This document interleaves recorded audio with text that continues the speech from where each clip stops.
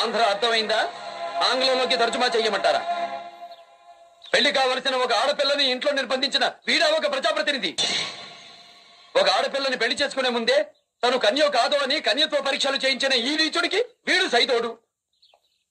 మీ America పౌరుడు మా దేశంలో పుట్టిన అమ్మాయిని మానభంగం చెయ్యబోయాడు అని కేసు పెడితే what will you do? Minimum 30 years jail పెడతాం. ఏరా, చేతులు తప్పొప్పుకుని అమెరికా వెళ్లి 30 ఏళ్లు జైలు గడుపుతావా? లేకపోతే మా కారంపొడి కార్యకర్తల కాళ్ళ కింద నలిగి చేస్తావా? Sorry sir, we recommend to cancel his citizenship. Hello, ఏమన్నావు? నీ ఇంటికి వచ్చానా? ఈ ఇంటికి రావాలంటే ఒక స్టేటస్ కావాలి. ఆలయంలో అడుగు పెట్టడానికి పవిత్రమైన ఆత్మ కావాలి. ఈ ఇంట్లో అడుగు పెట్టడానికి పవిత్రమైన ధర్మం కావాలి. ఇంకొకసారి ఇలాంటి తప్పు చేస్తే మెంబర్ ఆఫ్ పార్లమెంట్ కాదు కదా, పంచాయతీ బోర్డు మెంబర్ గా కూడా గెలవు. పోరా.